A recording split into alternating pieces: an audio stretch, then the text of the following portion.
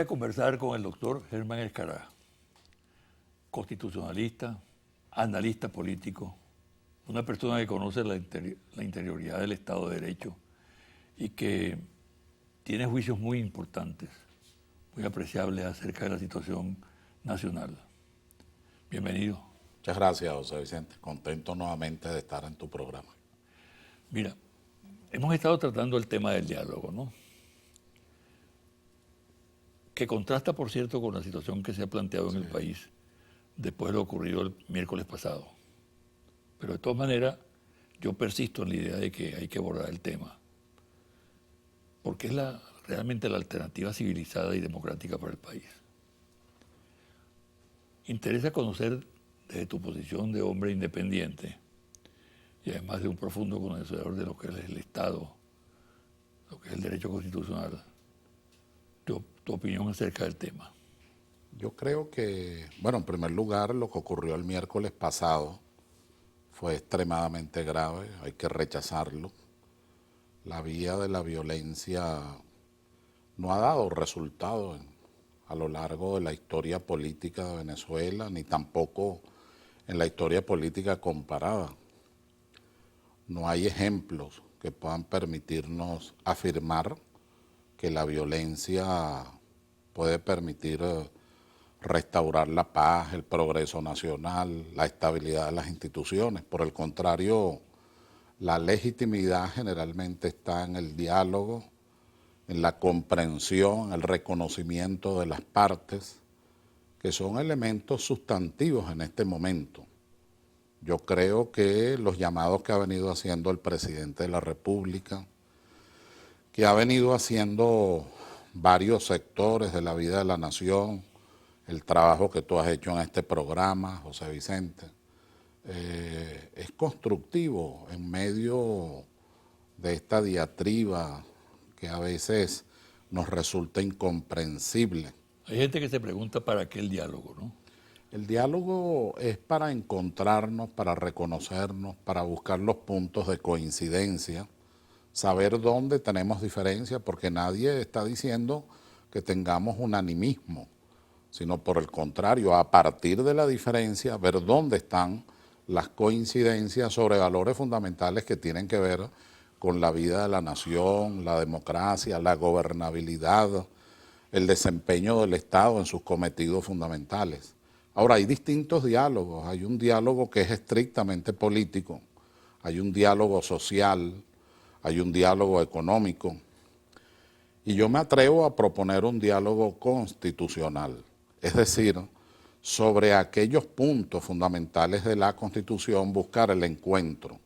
La Constitución tiene un programa económico, social, político, cultural, que podría llamarnos a todos, no solo a la paz, no solo al restablecimiento de esos encuentros plurales de los distintos sectores, sino a hacer verdad el pluralismo político, que está, por cierto, consagrado en el artículo 2 de la Constitución, cuando define el Estado social y democrático de derecho y de justicia, y habla de los valores de la vida, de la libertad, de la justicia, de la solidaridad. Es decir, que el diálogo tiene un apoyo constitucional. Tiene un apoyo constitucional muy fuerte, muy definitivo, y creo que es oportuno en las actuales circunstancias históricas y sociales que está viviendo la República. Los argumentos en contra del diálogo yo los considero banales, pero de todas maneras vale la pena consultar tu opinión. Por ejemplo, que el diálogo es una pérdida de tiempo, que el diálogo siempre es una trampa montada, que, por ejemplo, en el caso del gobierno, cuando habla de diálogo es porque quiere ganar tiempo, porque se siente prácticamente derrotado. En fin, una serie de argumentos que a mí no me convencen.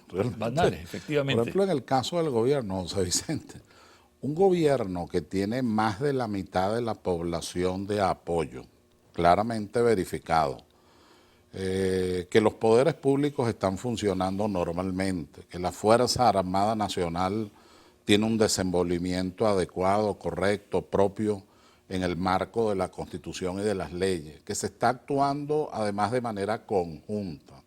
No es precisamente un gobierno que requiera del diálogo ni para su legitimidad, ni tampoco requiere del diálogo para su existencia, para su vigencia.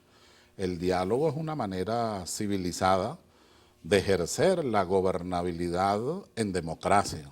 Y es el diálogo el que ha permitido superar las crisis. Por ejemplo, en el tránsito del franquismo a la monarquía parlamentaria en España, el diálogo fue fundamental. Sin el diálogo hubiera sido imposible, ¿tú te acuerdas aquello del eurocomunismo? Exacto. Hubiera sido imposible que los comunistas aprobaran el sistema de monarquía parlamentaria o que los sectores que proponían la República Independiente aceptaran la monarquía. Y sin embargo fue el diálogo sobre las bases de un interés superior, España en libertad, lo que permitió estructurar no solo una nueva forma política, sino además desarrollar una nueva constitución, la del 78. Y el famoso diálogo, por ejemplo, en París, de vietnamitas con representantes de El los Estados famoso Unidos. diálogo de los vietnamitas y Estados Unidos, donde tuvo... Plena guerra y sin embargo estaban Así sentados es. en torno a una mesa Así dialogando. es. O el diálogo del gobierno colombiano actualmente En este con la FARC momento, en La Habana. con la FARC y probablemente con otros sectores de la guerrilla colombiana. Ahora, eso que tú acabas de decir que sobre la estabilidad política, ¿no? ¿Tú crees que hay estabilidad política en Venezuela? Hay seguridad política. Porque por las redes sociales, Sí. allí en ellas impera pues la locura, Eso es patológico. Yo he sido víctima de de muchas de esas patologías, y mi familia también. Yo me acuerdo que una vez que te traje al programa, Sí. después empezó una descarga Eso feroz contra ti. sí, y sigue todavía, pero eso es un sector demasiado pequeño, es apenas un piélago, o sea, es muy pequeño de la vida de la nación. La verdad es que eso no es la circulación del pensamiento plural. ¿Está o no está en riesgo la estabilidad institucional del No, de país? ninguna manera. La estabilidad institucional de la República está debidamente consolidada, tiene una fuerza de legitimidad producto de las elecciones, tiene además un apoyo serio. Esto te lo digo con conocimiento, ¿no? Yo acabo de dar algunas conferencias en la Fuerza Armada Nacional y pude percibir, ya no se trata de una cosa teórica, pude percibir con muchísima claridad la adhesión a la Constitución, la adhesión a la República, la adhesión a la democracia, el respeto a su comandante en jefe, que es el presidente de la República, de tal manera que no veo fórmulas de desestabilización grave del país, que sí hay amenazas en el orden económico, hay ciertamente una guerra económica, hay una situación de naturaleza social que hay que resolver y por supuesto hay sectores, no todos, esto hay que aclararlo, en la oposición hay una pluralidad de tendencias, pero hay una tendencia, aunque minoritaria, muy pequeña, pero es una tendencia violenta en grado extremo, en grado superlativo. ¿Qué determina que esa tendencia violenta que se expresó sin duda el miércoles pasado persiste en su actitud? Sí, ¿Es que acaso el sector democrático de la oposición que existe no tiene el coraje suficiente para enfrentar ese factor? Porque hay chantajes. Primero, ese sector violento está muy alimentado por el sector ubicado en Miami, donde no es que sean todos, pero sí hay una mayoría de banqueros, de financistas, muy importantes, exmilitares, que desde allá dictan órdenes, que se pueden ver incluso en las redes sociales. Dictan órdenes que en cualquier otro país hubiera generado, porque son hechos delictuales extremadamente graves. Órdenes de asesinar, órdenes de perseguir, órdenes de intimidar, organización de supuestos planes golpistas, que no van a ninguna parte, porque Venezuela es un país claramente democrático, es un país con una gran decisión, la ha tomado varias veces de mantener su constitución y la estabilidad de la República, y más bien por el contrario, lo que crece, lo que se desarrolla, lo que se percibe como fuerte, es la idea de buscar encuentros, de buscar caminos, de buscar puntos de coincidencia para el mejor desarrollo y progreso de la nación.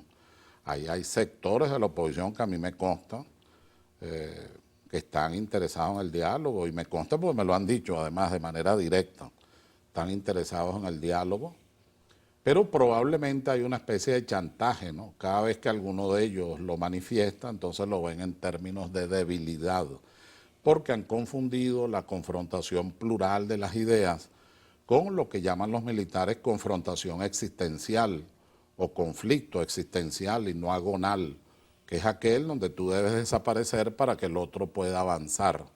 Es esa especie de antagonismo irreductible que no tiene, carece totalmente de sentido en una democracia, y sobre todo en una democracia como la nuestra, que es participativa, que es de consulta permanente, que es de apertura plural del pensamiento, que es de expresión de toda naturaleza, y que a nadie se le está llamando a dialogar o a coincidir para que ceda, se le está llamando a partir de las diferencias. Eso es lo hermoso del diálogo, vamos a dialogar a partir de las diferencias, de las distintas formas de ver el proceso político y el proceso histórico que vive Venezuela. El pasado miércoles lamentablemente se cumplió un pronóstico acerca de la violencia. Resulta que la política de calle invocada por un sector de la oposición se tradujo precisamente en violencia. ¿Cuál es el juicio tuyo acerca de eso que ocurrió? ¿Es simplemente un episodio en el cual, por ejemplo, el control de los manifestantes se le fue de la mano a los convocantes, o obedece a una estrategia de crear situaciones de violencia para desestabilizar? Yo creo que hay dos situaciones allí, o tres. La primera de ellas se está provocando una implosión o división interna dentro de la oposición. Hay unos sectores de vanguardia, de avanzada en la violencia. Es muy importante porque he encontrado que muchos le atribuyen lo ocurrido precisamente a esa pugna que hay en la oposición. A una pugna interna, y por supuesto hay quien piensa que por ser más violento tendrá más adhesiones. Y eso... Sobre todo un sector social y del este de la capital, etcétera, ¿no? Y eso alimenta a estos sectores, ¿no? Que sigo insistiendo son pequeños dentro de lo que es la oposición. Pero en segundo lugar, aquí hay que tener cierto cuidado también, había algunos signos que nos permitían deducir que se estaba estructurando, se estaba manifestando, se estaba movilizando la idea de crear una especie de incendio nacional que desestabilizara al país, muy en la fórmula de Ucrania, sin entender con claridad qué es lo que ha pasado en Ucrania y por qué se producen los hechos que se produjeron allá. También Brasil. Resulta que son realidades distintas a las nuestras. Aquí se produjo, bueno, lamentablemente la muerte de algunos ciudadanos, nuestro respeto a sus familias, nuestro dolor también. Pero además de eso, un maltrato a toda la estructura física del país, incluyendo edificios públicos. Todo eso está previsto penalmente, pero más allá de la norma. Me parece algo insólito el ataque, por ejemplo, a la sede del Ministerio Público, ¿no? Eso no tiene sentido. Que es una institución fundamental de la democracia. Una institución de los derechos humanos, de las libertades fundamentales, no es solo una institución penal, es un garante, forma parte del poder ciudadano. Exacto. De tal manera que es inconcebible que eso haya ocurrido, pero bueno, esa es una línea de reflexión. Ahora, la división. También hay quienes piensan, me he encontrado yo con algunos analistas que dicen lo siguiente: es en cierta manera la repetición del formato del 11 de abril. ¿No? Hay gente que no renuncia a ese formato, ¿no? Que está atada definitivamente a esa concepción, lo que hace pensar que en Venezuela ha habido algo así como un golpe de Estado continuado, permanente, ¿no?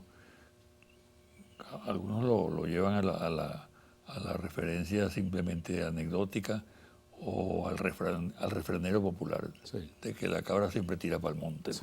Y que hay gente que está ganada para la violencia y que busca la oportunidad de ejercer esa actividad en el momento menos pensado, ¿no? Ciertamente, yo comparto esa segunda línea de reflexión, que hay quien está amarrado a la idea de un golpe de Estado como única salida en Venezuela, ¿no? Y no la salida del diálogo, del respeto, de la coincidencia en programas de acción para el beneficio colectivo, para el beneficio de Venezuela, para el progreso social, para el progreso político, pero además... Y le dan más importancia a una derrota electoral que al crecimiento que ha tenido la propia oposición en el marco electoral. Un ¿no? importante crecimiento significativo, o sea, de verdad a veces resulta incomprensible esos comportamientos, pero quería anotar un elemento, además de esas dos líneas de reflexión, lo poco que pareciera que a estos sectores les duele el país, no solo en términos de vidas humanas, que es lo más importante, sino en términos de nuestra historia. Era el bicentenario Exacto. del 12 de febrero de 1814.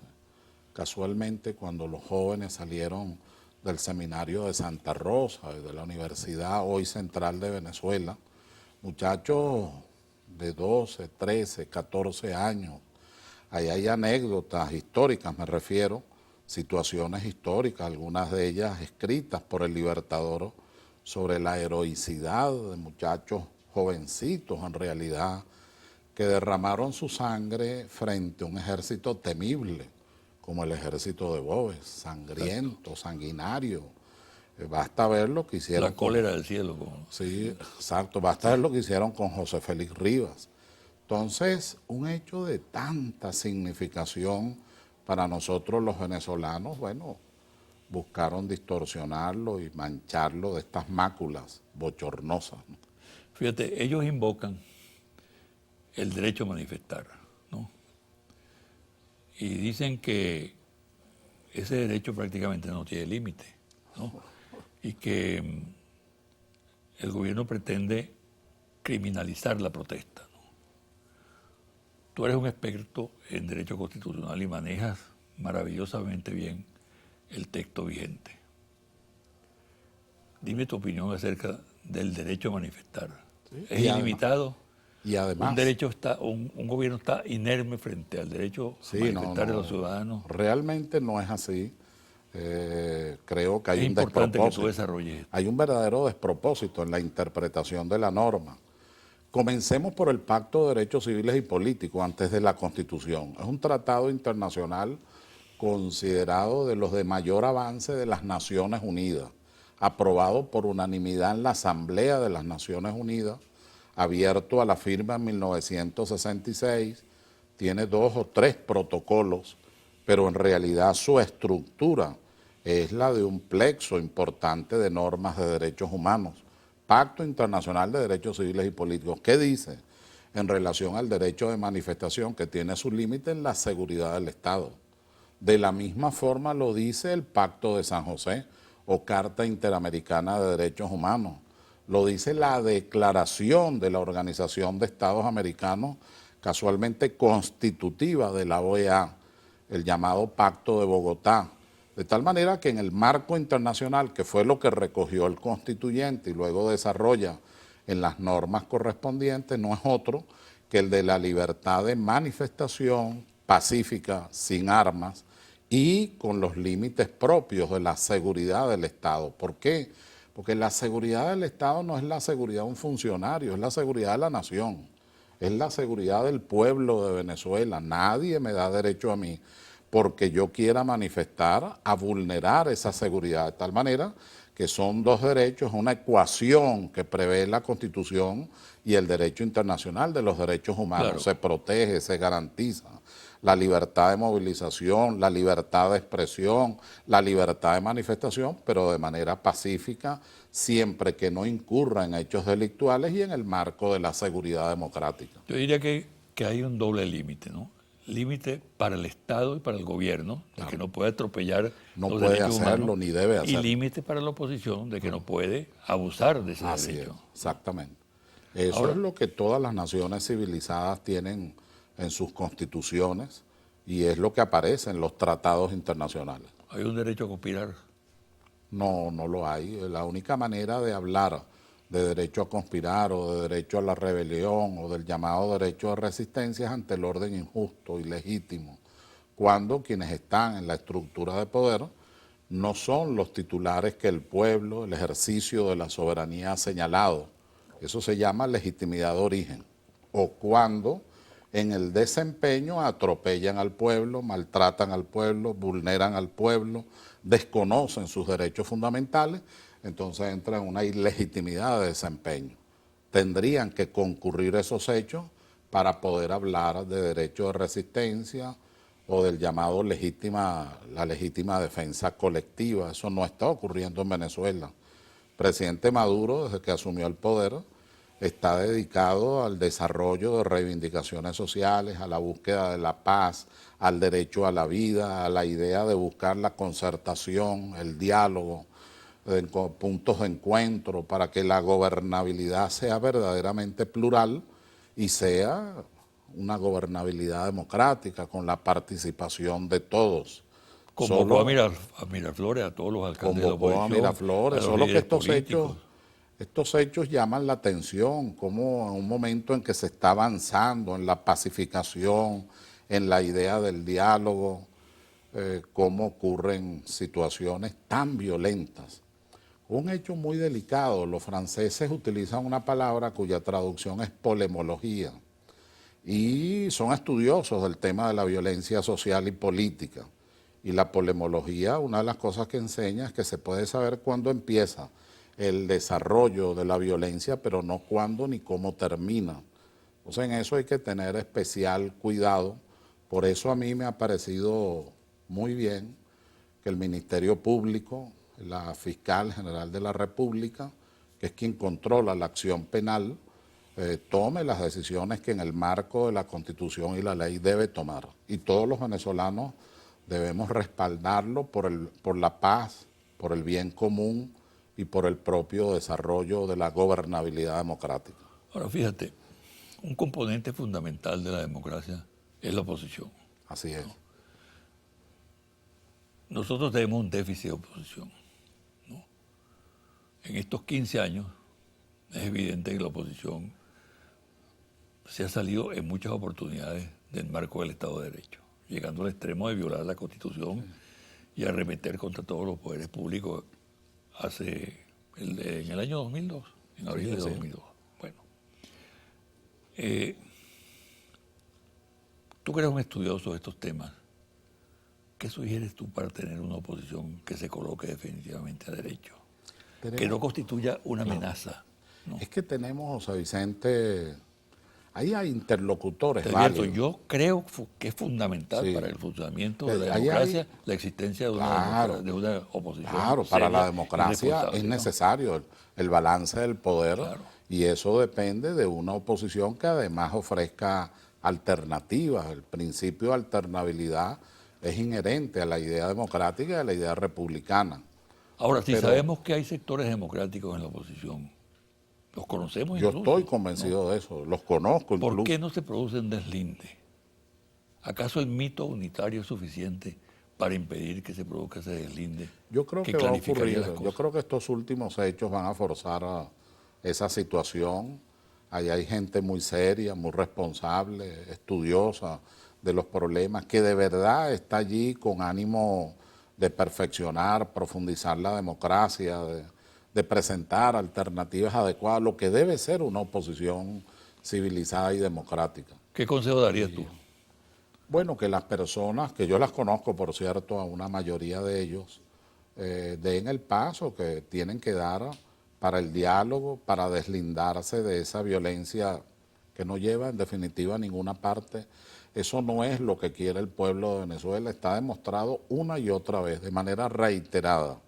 El pueblo de Venezuela no quiere violencia, no quiere costo de vida, no quiere costo en sangre, no quiere que se le utilice de la manera como muchas veces se le ha utilizado. Dicen carne de cañón. Los líderes políticos no asumen la vanguardia, sino que se quedan a los lados y colocan a la juventud, a las mujeres, a los hombres, a los ancianos, al pueblo de Venezuela expuesto a estas confrontaciones. Eso no se quiere, la verdad. Después de las elecciones municipales del 8 de diciembre, surgió un sentimiento a favor del diálogo, ¿no? Así es. Fue lo que determinó la reunión de Miraflores y las reuniones que ha hecho el ministro que fue muy buena, del Interior. Del Consejo Federal de Gobierno, esa reunión. Bueno, sin embargo, eso sufre un impacto brutal. Sí, ahora claro. ¿no? Pero hay que insistir, hay que ser terco en eso, sobre todo por amor a la patria, por amor al pueblo de Venezuela. Hay que insistir en el diálogo, hay que insistir en la idea de la unidad nacional, no entendiendo que la unidad nacional es un animismo, no es eso lo que se está diciendo. Ni pérdida de los perfiles propios. Ni pérdida tampoco. del perfil ideológico, cultural, político, de las organizaciones o de los individuos. De lo que se trata es, a partir de la diferencia, coincidir en los grandes propósitos nacionales, en hacer un esfuerzo común, en que el músculo sea colectivo, en que todos, cualquiera sea nuestra posición, social cristiana, socialdemócrata, socialista, humanista, cualquiera, liberal, cualquiera sea la posición, en lo que tiene que ver con los problemas fundamentales del país, pueda dar a su aporte, pueda ser constructiva su presencia y además fortalecer a Venezuela, que tanta importancia tiene en el concierto de las naciones. Ese es tu mensaje al país, Mi a mensaje, la audiencia del programa. Mi mensaje es ese, es insistir en el diálogo, es insistir en la unidad nacional, es comprender que hay una democracia en Venezuela, que esa democracia tiene estabilidad, pero que no podemos tampoco jugar a vulnerarla, a lesionarla y muchísimo menos a exponer la vida de los venezolanos, de la familia venezolana. La familia venezolana quiere trabajo, la familia venezolana quiere cultura, quiere educación, mejores servicios públicos, mejor convivencia ciudadana, superar el gravísimo tema de la inseguridad y avanzar todos en una patria libre y justa como la queremos. Muchísimas gracias. Gracias, Te agradezco José mucho tu Vicente. opinión. Muchísimas gracias. Te deseo mucha suerte. Gracias.